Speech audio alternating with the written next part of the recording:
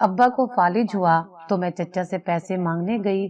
چچا حج کر کے واپس آئے تھے اور اپنا بنگلہ بنوا رہے تھے، مگر مجھے دیکھ کر منہ بنا لیا اور کہا بیٹی ہمارے گھر تو کھانے کو آٹا نہیں ہے، میں تمہارے باپ کا علاج کیسے کرواؤں گا؟ میں روتے ہوئے واپس آ گئی۔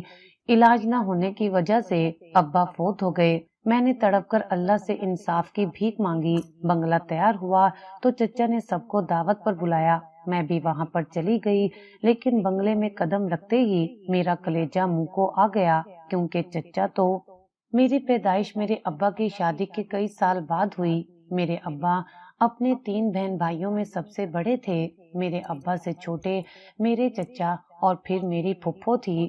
گھر کی ساری ذمہ داری میرے ابا پر تھی۔ میرے چچا کوئی کام نہ کرتے تھے، بس سخت مزاج اور گھر میں چودھری بن کر رہتے تھے۔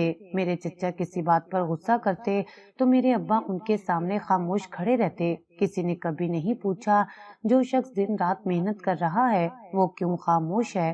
چچا چھوٹے ہو کر ابا کو حکم دیتے، بھائی کل بازار سے بچوں کے لیے کپڑے لیتے آنا، فیس بھی دینی ہے اسکول کی۔ چچا ہر ہفتے فرمائشوں کی ایک فہرست میرے بابا کو تھما دیتے اور میرا باپ انکار نہ کر پاتا۔ پھپھو کا انداز تھوڑا مختلف تھا، وہ روز نہیں تو دوسرے دن ضرور آتی تھیں اپنے بچوں کو لے کر، کبھی روتے ہوئے، کبھی غصے میں، کبھی ہنستے ہوئے۔ بھیا میرے شوہر نے پھر ہاتھ اٹھایا ہے، بچوں کو 2 دن سے کچھ کھانے کو نہیں ملا۔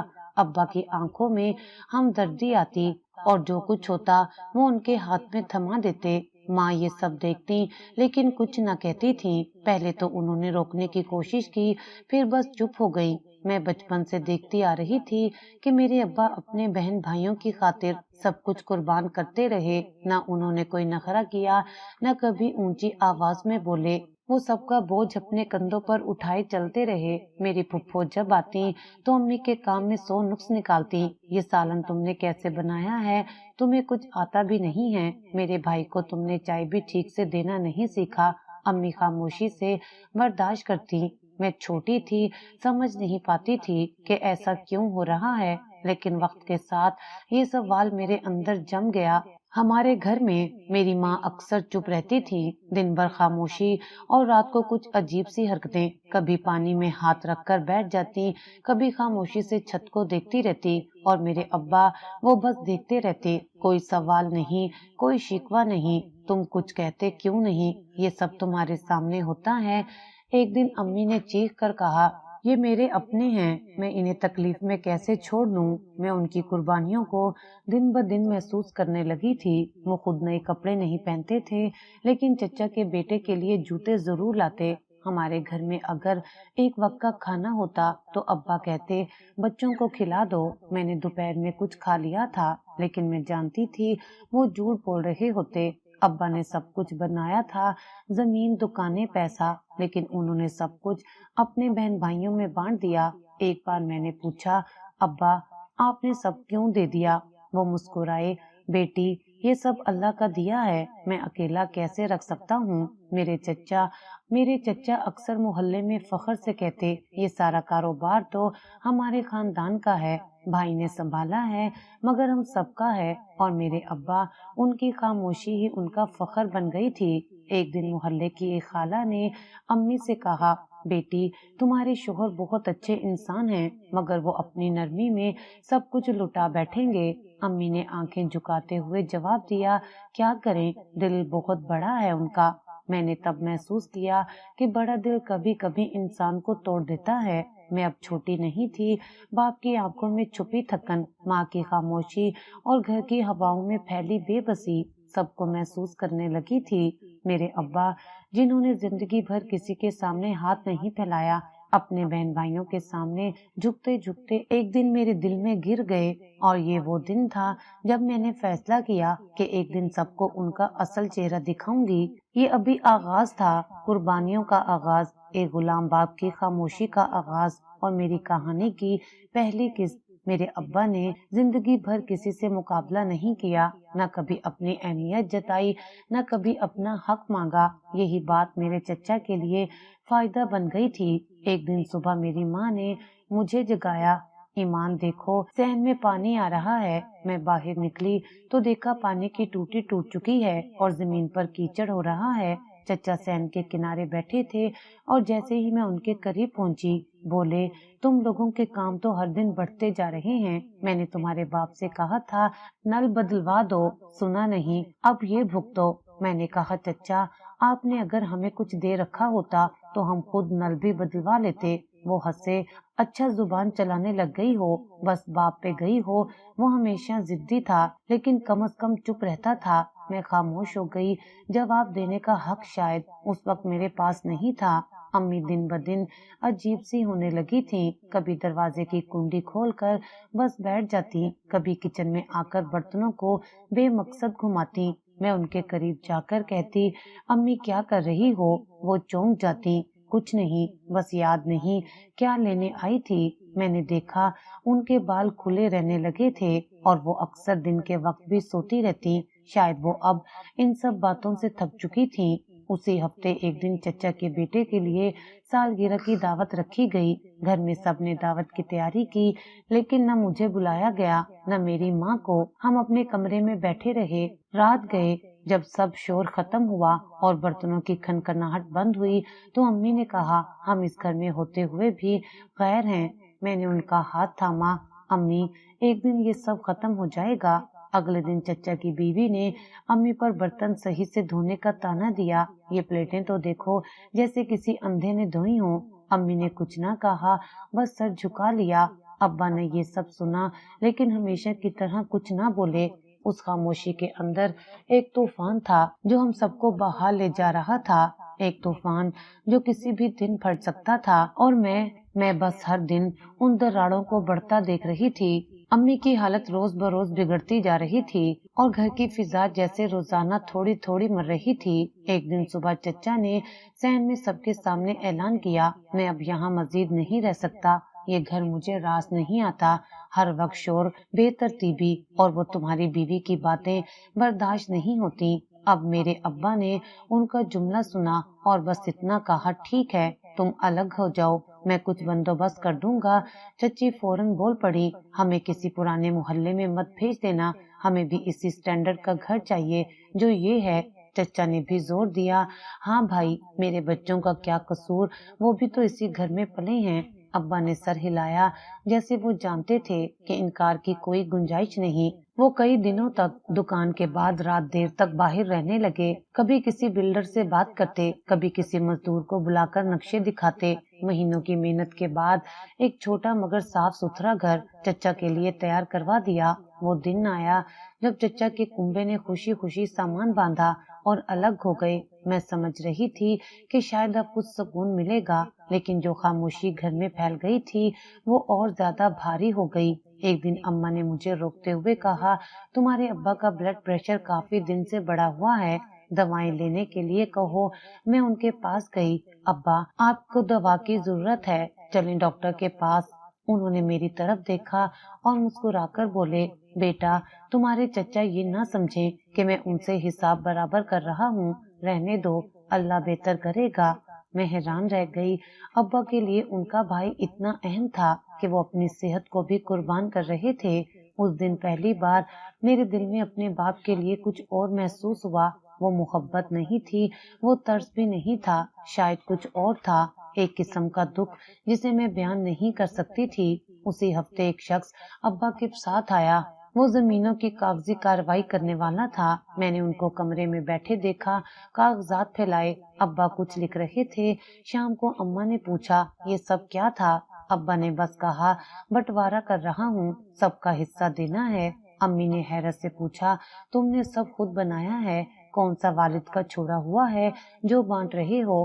अब्बा ने नजरें चुराई, अपने ही तो हैं, ना दूंगा तो कौन देगा? चंद दिनों बाद चचा आए और बोले, भाई वो पुरानी जमीन जो हमारे नाम नहीं थी उसका भी हिस्सा हमें दे दो, बच्चों की पढ़ाई के लिए बेचनी है। अब्बा ने फाइल से उस जमीन के कागज निकाले, दस्तखत किए और दे दी, जैसे वो सिर्फ दस्तखत कर रहे हों, दिल का कोई टुकड़ा नहीं काट रहे। एक दिन दुकान से वापसी पर मैंने देखा अब्बा की चाल बदली हुई है। वो आहिस्ता चल रहे थे और सीढ़ियां चढ़ते हुए उनका सांस फूल रहा था। मैंने उनसे पूछा, अब्बा तबीयत ठीक है? उन्होंने कहा, बस थकन है, कुछ नहीं। रात को अम्मा ने बताया कि अब्बा का ब्लड प्रेशर बहुत शूट कर चुका है, लेकिन वो दवा लेने को तैयार नहीं। मैंने वो रात छत पर जाकर गुजारी, आसमान को देखते हुए सोचती रही, क्या वाकई खामोशी भी कोई सौदा है? क्या इंसान इतना कुछ देकर भी कोई कीमत वसूल नहीं करता? अगले दिन चचा फिर आ गए। बोले, भाई, वो गोदाम वाली जगह भी अगर हमें दे दो तो हम अपना कारोबार फैला सकेंगे। अब्बा ने उनकी बात सुनी और थोड़े तवक्कुफ के बाद बोले, ठीक है, कल आ जाना, कागज तैयार कर लूंगा। मैंने गुस्से से कहा, अब्बा बस करें, अब क्या बाकी रह गया है?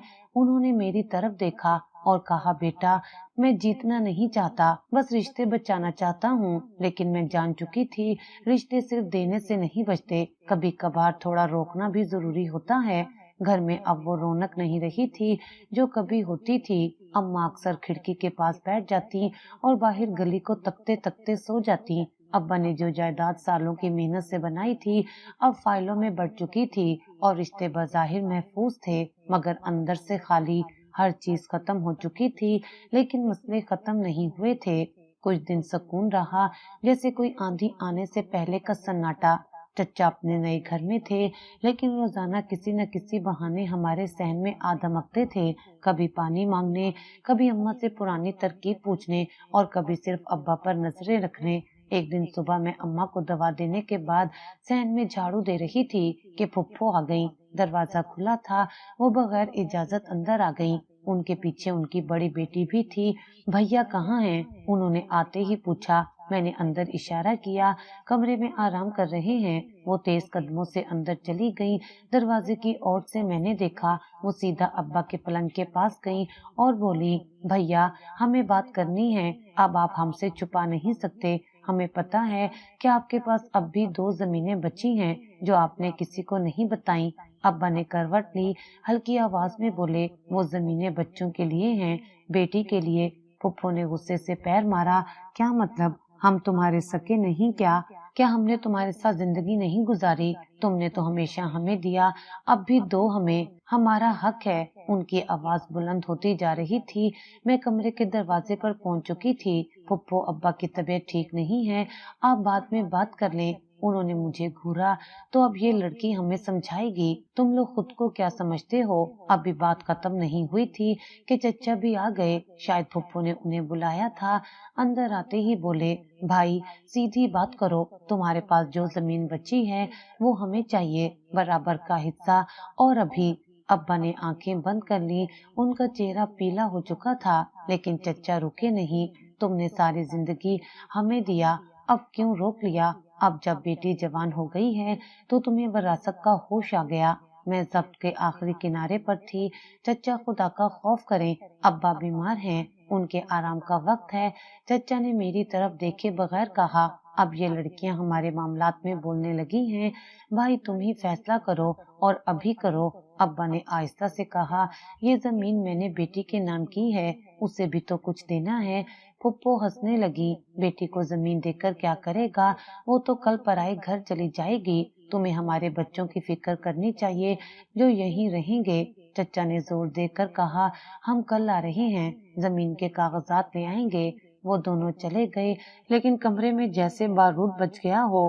अब्बा का सांस तेज हो रहा था, उनकी पेशानी पर पसीना था। अम्मा दौड़ती आईं, उनके हाथ में दवा थी, लेकिन अब्बा ने हाथ उठाकर इनकार कर दिया। नहीं, अभी नहीं। मैंने पानी का गिलास दिया और तकिया सीधा किया, लेकिन अब्बा की हालत वैसी नहीं थी जैसी हर दिन होती थी। वो कुछ कहने के काबिल नहीं थे। शाम तक उनकी तबीयत कुछ संभली, लेकिन चेहरा बुझा हुआ था। उन्होंने मुझे पास बुलाकर आहिस्ता कहा, ईमान, कभी किसी को मत बताना कि घर के मर्द भी रो सकते हैं। मैंने उनके हाथ थामे, लेकिन मेरे अंदर जैसे पत्थर का एहसास बैठ चुका था। अगले दिन चचा वाकई आ गए, हाथ में कागजात और साथ एक वकील। बस दस्तखत कर दो ताकि बाद में कोई मसला ना हो। अब्बा ने कागजात को देखा और आहिस्ता से कहा, कुछ दिन और दे दो, मैं सोच लूं। चचा गुस्से से खड़े हो गए, ये तो हमने कभी सोचा ही नहीं था कि तुम इनकार करोगे। तुम तो वही हो ना जो हमारी हर बात मानते थे, क्या अब बदल गए हो?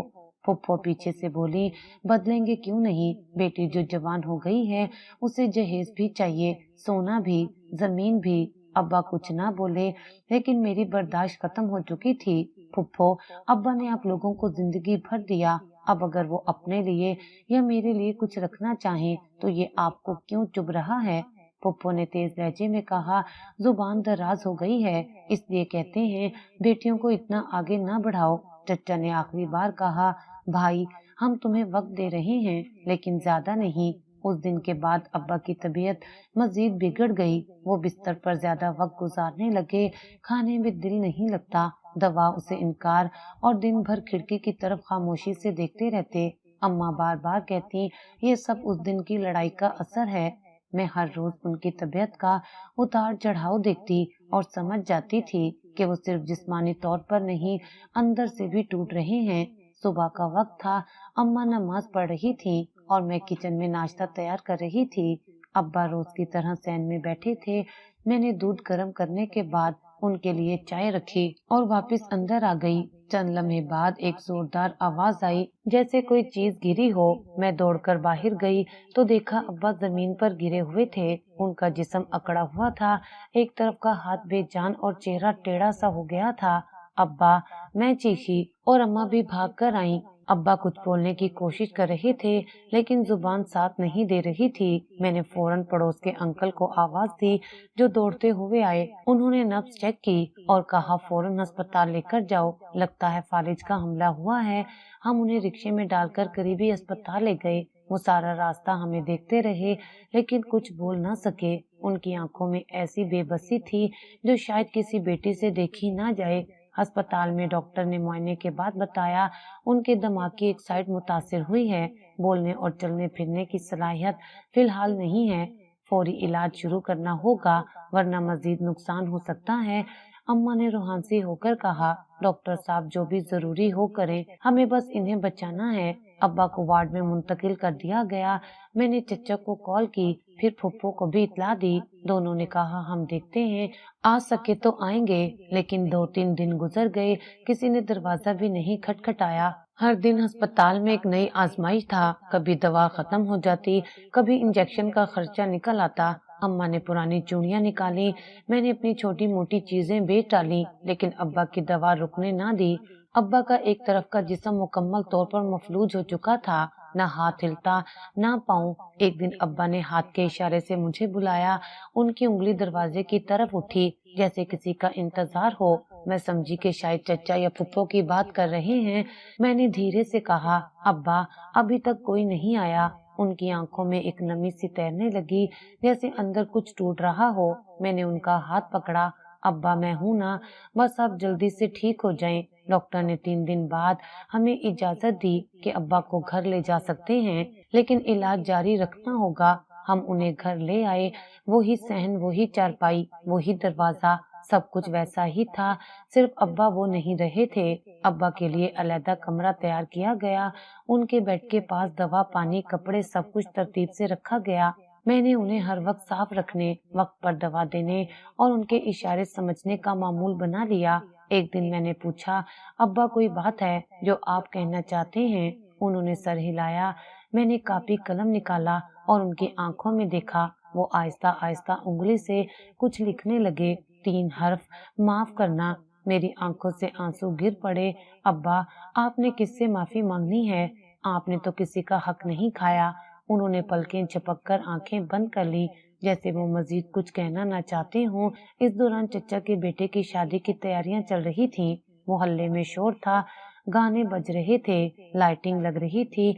हमारे घर में खामोशी थी। अम्मा ने एक बार कहा, देखा वो हमारे सहन के पीछे लाइट लगा रहे हैं, लेकिन एक बार भी आकर नहीं पूछा कि भाई कैसे हैं। मैंने कुछ नहीं कहा। कुछ बातें सिर्फ खामोशी में सुनी जाती हैं। अब जिंदगी का हर दिन उनके इशारों, दुआओं और यादों के साए में गुजरने लगा था, और मैं जो कभी उनके साए में जीती थी अब उनका साया बन चुकी थी। अब्बा को बिस्तर पर गए कई हफ्ते हो चुके थे। उनकी आंखों में अब वो भीगे हुए सवाल भी कम होते जा रहे थे, जैसे वो अब हर चीज से कतई ताल्लुक कर रहे हों। میں اور اماں ان کا مکمل خیال رکھ رہے تھے، لیکن ہماری زندگی بس انہی کے ارد گرد گھومنے لگی تھی۔ ان کی دوائیاں، پٹیاں، خوراک اور روز کا خرچ، سب کچھ اب کسی نظام کے بغیر ہم پر آن پڑا تھا۔ ایک دن میں دوا لینے گئی تو پرانی دکان کے سامنے رکی۔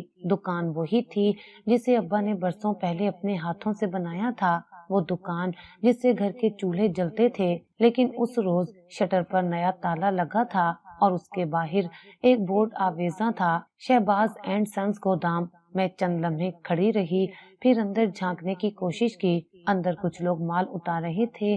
میں نے ان میں سے ایک مزدور سے پوچھا، یہ دکان کب سے گودام بنی ہے؟ اس نے جواب دیا، بی بی یہ تو شہباز صاحب کی ملکیت ہے، 2 ہفتے ہو گئے روز سامان آتا ہے۔ میرے دل میں سنسناہٹ سی دوڑ گئی۔ شہباز یعنی چچا؟ میں سیدھی گھر لوٹی اور اماں کو بتایا۔ وہ سن کر خاموش ہو گئیں، پھر بولی، میں نے کچھ دن پہلے سنا تھا کہ وہ کسی نئے کاروبار کی بات کر رہے تھے، لیکن اماں یہ دکان ابا کی تھی، بیٹی اب شاید نہیں رہی۔ اسی دن شام کو میں نے چچا کے گھر جانے کا فیصلہ کیا۔ دروازے پر دستک دی تو چچی نے دروازہ کھولا۔ اندر گئی تو چچا اپنے اسٹڈی روم میں بیٹھے تھے، میز پر نقشے بکھرے ہوئے تھے اور ہاتھ میں قلم۔ چچا مجھے آپ سے کچھ بات کرنی ہے۔ انہوں نے نظریں اٹھائیں اور کرسی سے پیچھے ہو کر بولے، کہو کیا مسئلہ ہے؟ وہ جو دکان تھی وہ تو ابا کی تھی، لیکن اب وہ گودام بن چکی ہے۔ چچا نے ہنکار ابھرا، ہاں تو اب تم یہ حساب کتاب رکھنے لگ گئی ہو؟ چچا وہ دکان ہماری روزی کا ذریعہ تھی، ابا کی ملکیت تھی۔ انہوں نے قلم میز پر رکھ دیا اور کرسی گھما کر مجھ سے منہ موڑ لیا، پھر ہنستے ہوئے بولے، دیکھو ایمان، تم لڑکی ہو اور لڑکیاں ان کاموں میں نہیں بولتی۔ تم اپنے ابا کا علاج کرو، ہم بزنس سنبھال لیں گے۔ میں صرف اتنا چاہتی ہوں کہ جو ہمارا حق ہے وہ ہمیں واپس دیا جائے۔ تمہارے باپ نے خود مجھے دکان دے دی تھی، زبانی کہا تھا، اور تم جانتی ہو بھائی کا کہا حرف آخر ہوتا ہے۔ کوئی کاغذ، کوئی ثبوت؟ چچا نے غصے سے مڑ کر مجھے دیکھا، تم مجھ سے ثبوت مانگ رہی ہو؟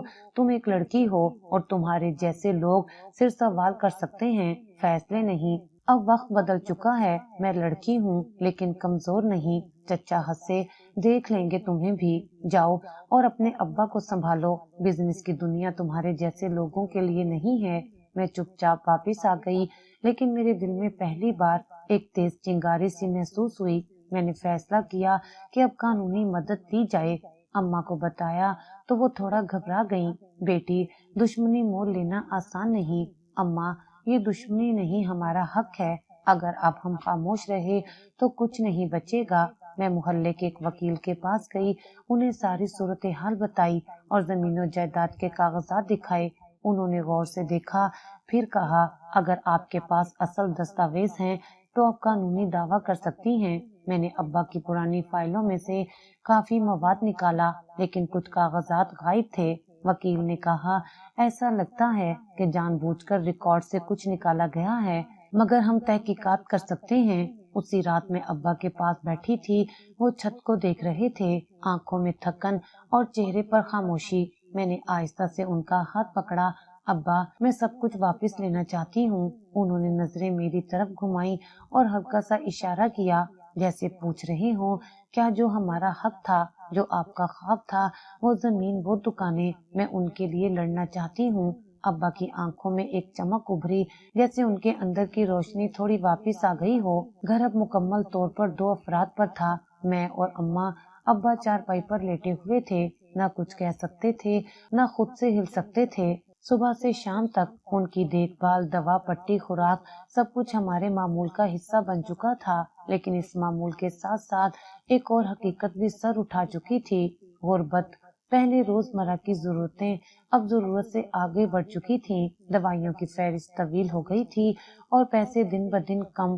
ابا کی بچت اب تقریباً ختم ہو چکی تھی اور ہمارے پاس آمدنی کا کوئی ذریعہ نہیں بچا تھا۔ اماں نے ایک دن دوپٹہ اوڑھ کر میرے سامنے آ کر کہا، میں نے سوچا ہے محلے کے 2 گھروں میں صفائی کا کام پکڑ لوں، صبح جا کر 2 گھنٹے کام کراؤں گی۔ میں نے ان کا ہاتھ پکڑا، اماں آپ نہیں کریں گی، میں کچھ کر لوں گی۔ بیٹی تو ابا کو سنبھالتی ہے، ابا کی دوا، پٹی، کھانا سب تیرے ذمے ہے، میں یہ کر لوں گی، ہم دونوں مل کر کچھ نہ کچھ چلا لیں گے۔ वो अगले ही दिन सुबह चली गई। मैं किचन में बैठी आटा गूंद रही थी कि अब्बा ने आंखों से कुछ इशारा किया। मैं उनके करीब गई। अब्बा कुछ चाहिए। उन्होंने आंखों से दरवाजे की तरफ देखा और फिर हाथ से कमर पर इशारा किया, जैसे काम करते किसी को देखा हो। मैं समझ गई अम्मा काम पर गई हैं। अब्बा की आंखों में दुख था, जैसे वो खुद को कसूरवार समझ रहे हों।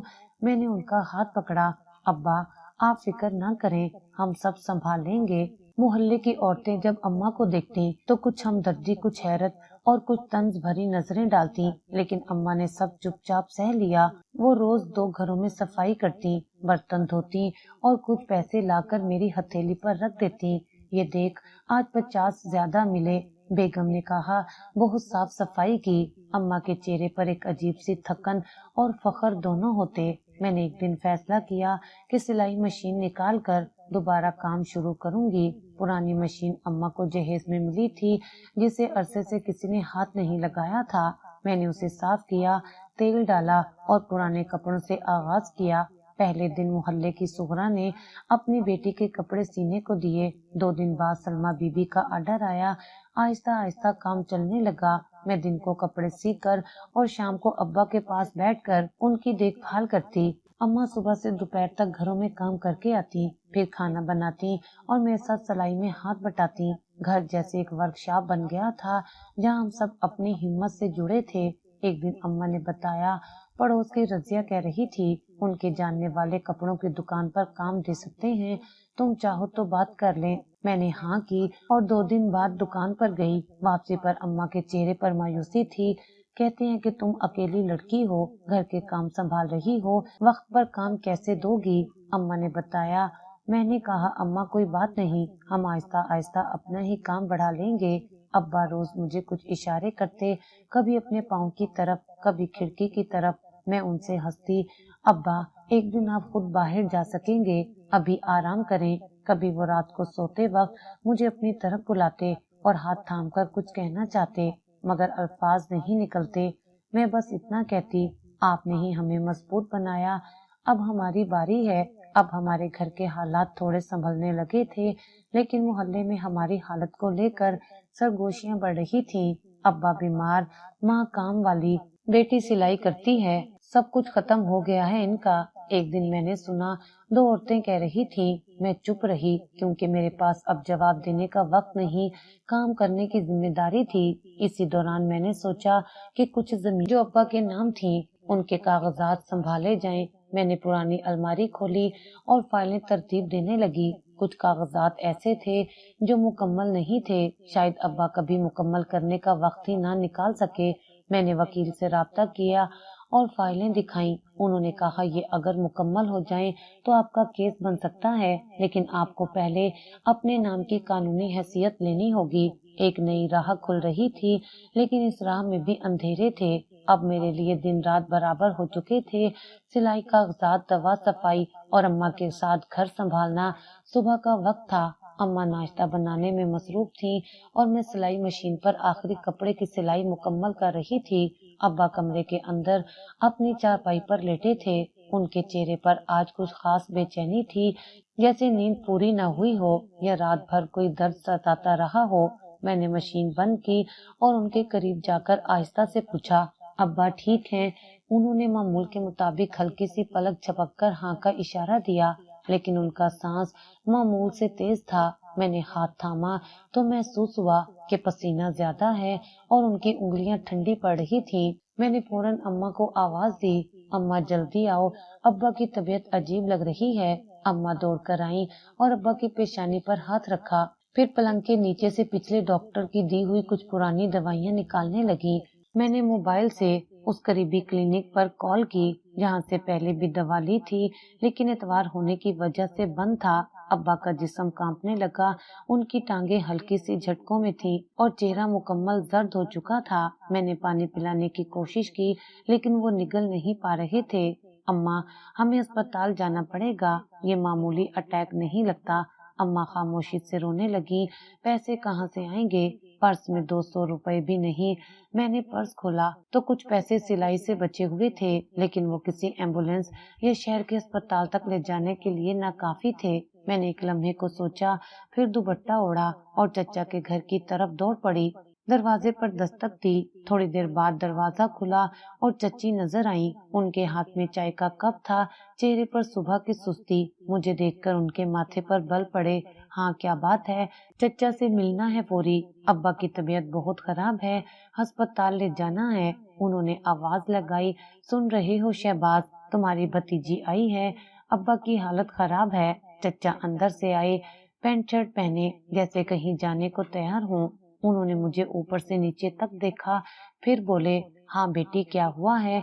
अब्बा को चचा दूसरा अटैक लग रहा है, हाथ पैर कांप रहे हैं, अस्पताल ले जाना है, मेरे पास किराया भी नहीं, आप साथ चलें प्लीज। उन्होंने ठंडी सांस ली, फिर हंकारा भरा, देखो ईमान, मेरे पास आज बहुत मसरूफ दिन है, बिजनेस की मीटिंग है और तुम्हें तो पता है मैं अब हर बात पर फौरन नहीं उठ सकता। चचा, अब्बा की जान खतरे में है, बस शहर तक ले जाएं, गाड़ी दे दें या किराया ही दे दें। उन्होंने कुर्सी खींचकर बैठते हुए कहा, मैंने तुम्हारे अब्बा का जिम्मा नहीं लिया। मेरे गले में जैसे कुछ अटक गया। चचा, आपने दुकान ली, जमीन ली, गोदाम बनाया, सब कुछ आपके पास है, कम से कम अब्बा को तो बचा लें। उन्होंने नजरें चुराई। नहीं ईमान, मेरे हाथ बंधे हुए हैं, बेहतर है तुम किसी और से मदद मांगो। मैं चुपचाप पलट गई। पाँव भारी हो चुके थे, आंखों से आंसू बह रहे थे, लेकिन अब वक्त रोने का नहीं था। जैसे तैसे मोहल्ले के एक वाकिफकार से गुजारिश करके उनकी पुरानी गाड़ी में अब्बा को अस्पताल ले गए। वही छोटा सा सरकारी अस्पताल, वही बेतरतीब बेड्स और डॉक्टर की मामूली सी तवज्जो। डॉक्टर ने नब्ज देखकर फौरन दाखिल करने का मशवरा दिया। दूसरा फालिज का हमला है और इस बार ज्यादा संगीन है। इनका जिस्म मजीद मफलूज हो रहा है। वक्त पर ना लाते तो शायद सांस भी ना चलता। मैं कोने में खड़ी सब सुन रही थी। अम्मा फर्श पर बैठकर चुपचाप आंखें बंद किए दुआएं पढ़ रही थी। कई घंटे अब्बा बेहोश रहे। फिर शाम के वक्त आंख खोली तो आंखों में सिर्फ खला था। उन्होंने मुझे पहचाना नहीं। मैं उनके करीब गई, हाथ थामा। अब्बा, ईमान हूँ मैं।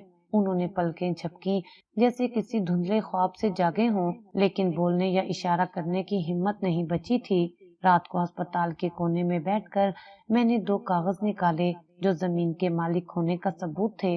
मैं जानती थी कि वक्त हाथ से निकल रहा है। अब्बा की आंखों में वो हौसला बाकी न रहा था जो कुछ महीने पहले था।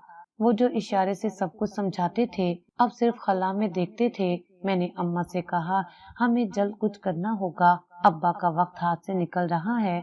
अम्मा ने मेरी तरफ देखा। मेरी दुआएं अब भी उनके साथ हैं, लेकिन कभी कभी दुआओं से ज्यादा दवा की जरूरत पड़ती है और हमारे पास अब दवा के पैसे भी नहीं। वो रात अस्पताल की ठंडी दीवारों के दरमियान जैसे बरसों लंबी लग रही थी। हर घड़ी एक सवाल बनकर जहन में गूंजती रही, क्या कोई और होता जो अब्बा को बचा लेता? क्या हमने सब कुछ खो दिया? क्या ये वक्त हमसे रूठ चुका है? अस्पताल की सफेद दीवारें जैसे अब हमें पहचानने लगी थी। नर्सें सलाम के बाद खामोशी से गुजर जाती। डॉक्टर अब्बा की हालत पर कुछ नया नहीं बताते थे। 2 दिन हो चुके थे। अब्बा को मुकम्मल होश आए बगैर सांसें कभी तेज होती, कभी आहिस्ता, जैसे वो खुद फैसला नहीं कर पा रहे कि रहना है या जाना है। उसी रात अब्बा ने एक लम्हे के लिए आंखें खोली। मैं उनके बिल्कुल करीब थी। उन्होंने मेरी तरफ देखा। आंखों के किनारे हल्के से लर्जे, लब हिले, लेकिन आवाज ना निकली। मैं झुककर बोली, अब्बा, कुछ कहना है? उनकी उंगली मेरे हाथ में थरथरी से हिली। मैंने जल्दी से कागज और कलम निकाला, उनकी हथेली थाम कर रखी। उन्होंने थोड़ा सा हाथ हरकत देने की कोशिश की, सिर्फ एक लफ्ज, माफ। मैंने आंखें बंद कर ली और सर झुका लिया। नहीं अब्बा, आपने कुछ गलत नहीं किया, जो किया वो फर्ज था, मोहब्बत थी। सुबह हुई तो अब्बा की सांस धीमी हो गई थी। अम्मा ने उनके सर पर हाथ फेरा। अल्लाह तुम्हें सुकून दे, बहुत थक गए हो। और वो लम्हा भी आ गया।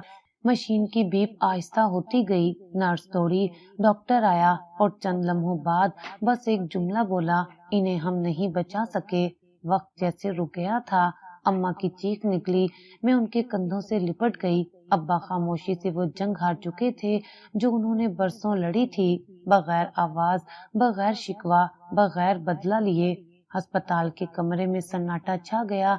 डॉक्टर कागजात पर दस्तखत कर रहा था। नर्सें वार्ड में सफाई कर रही थी और हम अपने बाप का जिस्म ले जाने की तैयारी कर रहे थे। घर पहुंचे तो कुछ करीबी रिश्तेदार जमा होने लगे।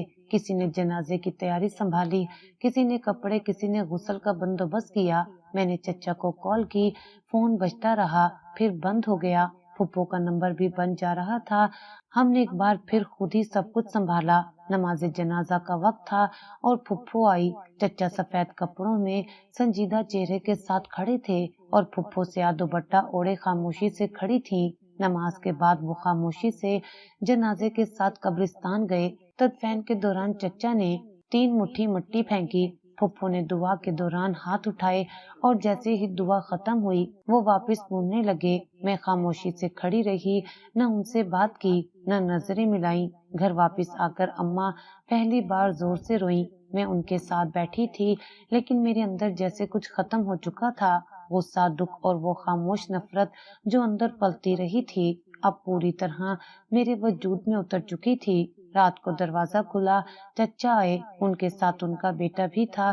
सहन में आकर बोले, बस अफसोस करने आए थे, भाई हमारे लिए सब कुछ थे। अम्मा ने नजरें झुका ली। मैं चुप रही। चचा ने कहा, मैं सोच रहा हूँ अब ये घर तुम लोगों के लिए बड़ा हो जाएगा। अगर तुम लोग चाहो तो कुछ हिस्सा हमें दे दो या बेचकर तकसीम कर ले। मेरे अंदर कुछ टूटा और मैं आहिस्ता से बोली, चचा अभी जनाजे को 24 घंटे भी नहीं हुए और आप जायदाद की बात कर रहे हैं। उन्होंने खसियानी हंसी हंसी। नहीं बेटी, गलत ना समझो, मेरा मतलब सिर्फ ये था कि कुछ समझदारी से चलें। मैंने उन्हें दरवाजे की तरफ इशारा किया। आज के दिन आप चले जाएं, हम खुद समझदारी से काम ले लेंगे। चचा पलटे, कुछ ना बोले। उनका बेटा पीछे पीछे था, नजरें झुकाए। पप्पू अगले दिन आई, अम्मा से लिपट कर रोने लगी। भैया चला गया, हम भी तन्हा हो गए।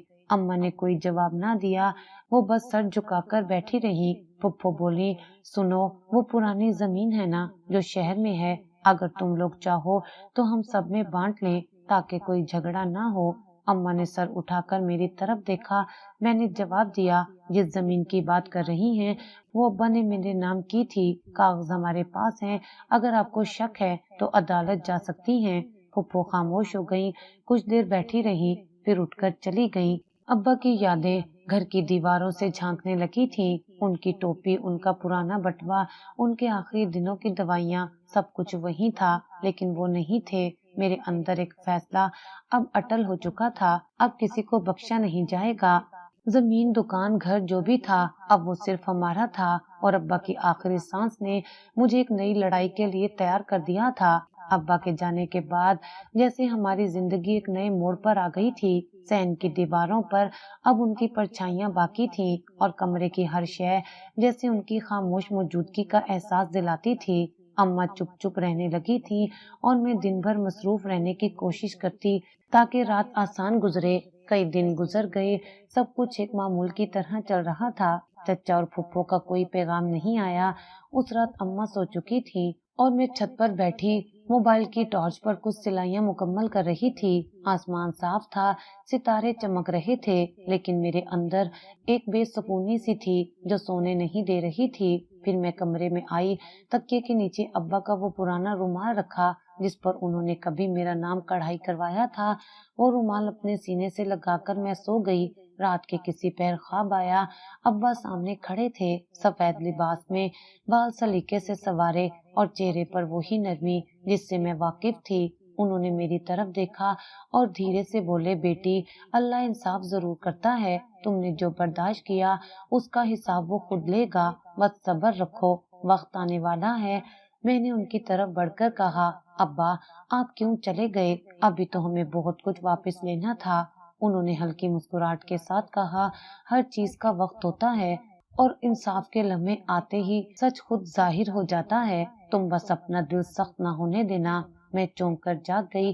पसीना माथे से बह रहा था, दिल जोर जोर से धड़क रहा था और कमरे में एक अजीब सी खामोशी छाई हुई थी। सुबह सूरज अभी निकला ही था कि दरवाजे पर तेज दस्तक हुई। मैंने जल्दी से दरवाजा खोला। मोहल्ले का नदीम खड़ा था, चेहरा हवाइयां उड़ा हुआ।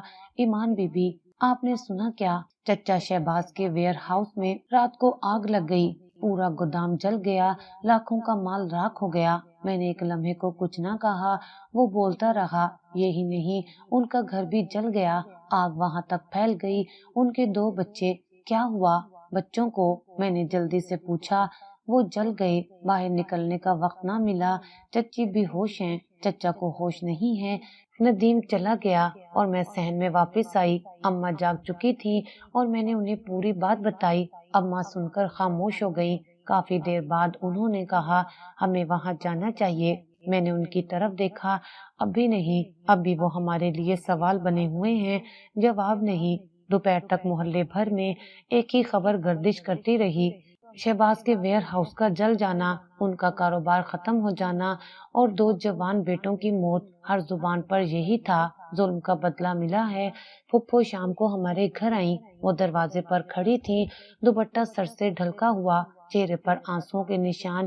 ایمان، تم سے ایک بات کہنی ہے، اندر آ سکتی ہوں؟ میں نے دروازہ کھولا، وہ آئیں اور فرش پر بیٹھ گئیں۔ اماں بھی آ گئیں۔ پھپھو نے کہا، بیٹی جو ہوا وہ ہمارا انجام ہے، ہم نے تمہارے ابا کا دل دکھایا، تم دونوں کو تنہا چھوڑا اور اپنی ہوس میں سب کچھ کھو دیا۔ آج نہ گھر ہے نہ بچے۔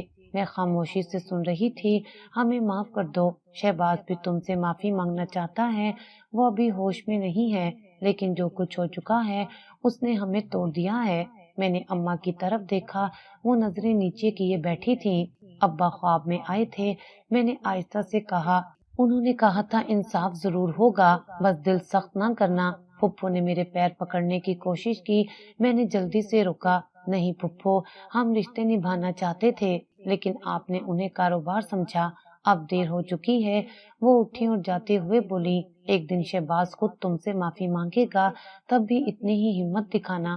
میں نے دروازہ بند کیا۔ اماں نے آہستہ سے کہا، یہ وقت کا پلٹا ہے، تمہارے ابا کی روح اب شاید سکون میں ہے۔ میں نے اس بات میں سر ہلایا اور پہلی بار دل میں کسی انتقام کی بجائے انصاف کا اطمینان محسوس ہوا۔ صبح کے وقت دروازے پر دستک ہوئی۔ اماں نے چونک کر میری طرف دیکھا۔ میں نے مشین روک کر دروازہ کھولا۔ سامنے چچا کھڑے تھے، ان کی آنکھوں کے نیچے سوجن، داڑھی بڑی ہوئی، کپڑے گرد آلود اور وجود جھکا ہوا۔ ان کے ساتھ ان کا بیٹا بھی تھا، جو خاموشی سے نگاہیں جھکائے کھڑا تھا۔ السلام علیکم ایمان۔ چچا کی آواز میں وہ روب نہیں تھا جو برسوں سے ہم سنتے آئے تھے۔ وعلیکم السلام، کیا ہم اندر آ سکتے ہیں؟ تمہاری ماں سے بات کرنی ہے۔ میں نے دروازہ کھول دیا۔ وہ دونوں صحن میں آ کر زمین پر بیٹھ گئے۔ اماں نے رومال ایک طرف رکھ دیا اور ان کے آنے پر حیران ہو کر کہا، خیریت؟ چچا نے نظریں جھکا لی، پھر آہستہ سے بولے، آج ہم تم دونوں کے سامنے صرف رشتے دار نہیں، گنہگار بھی ہیں۔ جو کچھ ہم نے کیا وہ اگر کوئی ہمارے ساتھ کرے تو شاید ہم زندہ نہ رہیں۔ اماں خاموش رہیں، صرف سر جھکائے سن رہی تھیں۔ میں بھی زمین پر بیٹھ گئی، فاصلے پر۔ چچا نے بات جاری رکھی، ہم نے تمہارے ابا کے ساتھ زیادتی کی، ان کی بیماری میں ان کا سہارا نہ بنے، ان کی زندگی میں ان کے دشمن بنے رہے، ان کی وفات کے بعد بھی دل میں سختی رکھی، لیکن اب اللہ نے ہمیں ایسا دکھ دیا ہے جس کی تلافی کبھی نہیں ہو سکتی۔ ان کے بیٹے نے پہلی بار سر اٹھا کر دیکھا، چچی میرے بھائی جل کر مر گئے، ہم کچھ نہ کر سکے، وہ ہماری آنکھوں کے سامنے تھے، میں اب بھی ان کی چیخیں سنتا ہوں۔ اماں کی آنکھیں بھیگنے لگیں لیکن زبان خاموش رہی۔ چچا نے کپڑوں کی جیب سے کچھ کاغذات نکالے، یہ زمین اور دکانوں کے اصل کاغذات ہیں، ہم نے جو کچھ لیا وہ سب تمہیں واپس دے رہے ہیں، ابا کی محنت تم دونوں کا حق، ہم اب کوئی دعویٰ نہیں کریں گے۔ میں نے کاغذات ہاتھ میں لیے، ایک ایک کر کے دیکھے، سب کچھ اصل حالت میں تھا، دستخط شدہ، قانونی طریقے سے منتقل شدہ، وہی دکانیں، وہی زمین، وہی پرانا گھر جس پر برسوں قبضہ رہا۔ چچا نے دونوں ہاتھ جوڑ کر کہا، ایمان ہمیں معاف کر دو، تمہارے باپ کی روح کو شاید اب سکون ملے گا اگر تم ہمیں دل سے معاف کرو، ہم نے جو ظلم کیے ان کی سزا ہمیں اللہ نے دے دی ہے، اب ہم صرف تمہاری معافی کے طالب ہیں۔ اماں نے تھوڑے توقف کے بعد کہا، شہباز تم میرے شوہر کے بھائی ہو، انہوں نے تمہیں ہمیشہ اپنا مانا، میں تو تم سے آج بھی نفرت نہیں رکھتی، لیکن یہ فیصلہ میری بیٹی کا ہے، وہی اب ہمارا سہارا ہے۔ چچا نے میری طرف دیکھا، بیٹی میں جانتا ہوں تمہارے دل میں غصہ ہے، ہونا بھی چاہیے، لیکن میں تمہارے سامنے جھک کر کہہ رہا ہوں، اگر معاف نہ کرو گی تو ہم زندگی بھر سر اٹھا کر نہیں جی سکیں گے۔ میرے دل میں ایک لمحے کو ابا کا چہرہ آیا، وہی خواب، وہی بات، دل سخت نہ کرنا۔ میں نے کاغذات ایک طرف رکھے اور دھیرے سے کہا، چچا اگر آپ یہ سب کچھ وقت پر کر دیتے تو میرے باپ کی آخری سانس شاید آسان ہو جاتی۔ میں نے اپنی آنکھوں سے ان کی بے بسی دیکھی ہے جس وقت آپ نے دروازہ بند کیا تھا، وہ لمحہ میں کبھی نہیں بھول سکتی۔ چچا نے آنکھوں پر ہاتھ رکھ لیے۔ میں جانتا ہوں میں قاتل ہوں اس لمحے کا۔ میں نے گہری سانس لی۔ میں آپ کو معاف نہیں کر سکتی، ابھی نہیں، لیکن اگر میرے باپ کی روح مجھ سے یہی چاہتی ہے تو شاید کبھی کر سکوں۔ ابھی میں صرف اتنا کر سکتی ہوں کہ آپ کے کاغذات رکھ لوں اور یہ طے کر لوں کہ اب میرا حق مجھ سے کوئی نہیں چھین سکتا۔ چچا سر جھکا کر بیٹھے رہے، پھر آہستہ سے اٹھے، بس دعا کر دینا اللہ ہمیں معاف کرے۔ وہ دونوں واپس چلے گئے۔ دروازہ آہستہ سے بند ہوا۔ اماں نے میرے کندھے پر ہاتھ رکھا، تم نے جو کہا وہی ٹھیک ہے، لیکن دل پر بوجھ رکھ کر مت جینا۔ میں نے کہا، ابا نے زندگی میں جو کچھ برداشت کیا اس کا جواب دینا ضروری تھا۔ یہ صرف معافی نہیں تھی، یہ ان کے حصے کا انصاف تھا۔ وہ شام ایک نئے آغاز جیسی تھی، ایک ایسا آغاز جس میں ہم خالی ہاتھ نہیں تھے، نہ ہی کمزور، ہم وارث تھے، حقدار، اور اب کوئی ہم سے یہ حق چھین نہیں سکتا تھا۔ اگلی صبح چچا دوبارہ آئے۔ اماں نے دروازہ کھولا، وہ ان کے قدموں میں گر گئے۔ باجی مجھے ایک بار معاف کر دو، میری روح بوجھ تلے دبی جا رہی ہے، میں جیتا ہوں لیکن جیسے سانس نہیں لے پاتا۔ اماں نے انہیں سنبھالا، شہباز اب یہ فیصلہ ایمان کا ہے، وہی بتائے گی کہ تمہیں معافی ملے گی یا نہیں۔ چچا میری طرف مڑے، میں صحن میں چپ کھڑی تھی، کاغذات میرے ہاتھ میں تھے۔ بیٹی جو ہو چکا اس کی تلافی ممکن نہیں، لیکن میں صرف یہ چاہتا ہوں کہ مرنے سے پہلے تمہارا دل صاف ہو جائے۔ میں نے ان کی طرف دیکھا، سیدھے لفظوں میں کہا، چچا میرے باپ کا قاتل کوئی اجنبی نہیں تھا، آپ تھے۔ آپ نے ان کی خدمت کا بدلہ انکار سے دیا، ان کی بیماری میں پیٹھ موڑی اور آخری وقت میں دروازہ بند کیا۔ چچا نے آنکھیں جھکا لی، سچ ہے میں مجرم ہوں، تو پھر آپ کو معافی نہیں سزا چاہیے، اور وہ سزا یہ ہے کہ آپ ساری زندگی میرے باپ کا نام لے کر جئیں اور روز یاد کریں کہ آپ نے کیا کھویا۔ چچا نے آہستہ سے سر ہلایا اور واپس چلے گئے۔ اماں کچھ کہنا چاہتی تھی مگر میں کمرے میں آ گئی۔ اس رات پھر وہی خواب آیا۔ ابا سامنے کھڑے تھے جیسے پہلی بار خواب میں آئے تھے، لیکن اس بار چہرے پر سکون کم، التجا زیادہ تھی۔ بیٹی تم نے بہت کچھ جھیلا جو ہم نہیں بول سکے، وہ تم نے کہہ دیا، لیکن اب اسے چھوڑ دو، معاف کر دو تاکہ تم بھی آزاد ہو سکو۔ میں نے کہا، ابا وہ آپ کی بے بسی کا مذاق بناتے رہے، آپ کی بیٹی کو زمینوں کے بدلے خاموش رہنے کا کہا، اور اب ابا نے نرمی سے کہا، انصاف مکمل ہو چکا، اب معافی دے کر ان سے نہیں اس سے رہائی لو۔ میں جاگ گئی۔ صبح صحن میں چہل قدمی کرتے کرتے دروازے کے باہر وہی چچا کھڑے نظر آئے۔ ان کی آنکھوں میں وہ انا نہیں تھی جو برسوں دیکھتی آئی تھی۔ ان کے ہاتھ میں ایک تھیلی تھی جس میں ابا کی کچھ پرانی تصویریں، ایک پگڑی اور ایک پرانا خط تھا۔ یہ سب میں نے سنبھال کر رکھا تھا، وہ شاید ابا کی آخری نشانیاں تھیں۔ میں نے تھیلی لی اور اندر آ کر وہ خط کھولا۔ ابا نے شاید میری پیدائش کے وقت لکھا تھا، میری بیٹی اگر کبھی میری خاموشی تمہیں تکلیف دے تو جان لینا میں نے سب کچھ تمہارے لیے چپ چاپ سہ لیا، لیکن ایک دن تم بولنا سب کے سامنے سچ کے لیے۔ میری آنکھوں میں نمی آ گئی، میں باہر گئی۔ چچا اب بھی وہیں تھے۔ چچا ابا کہتے تھے کہ دل سخت نہ کرنا، شاید یہی وہ لمحہ ہے، میں آپ کو معاف کرتی ہوں، لیکن یہ معافی ان تمام دنوں کی قیمت پر دی گئی ہے جن میں میرے ابا نے خود کو فنا کیا۔ چچا نے سر جھکا لیا۔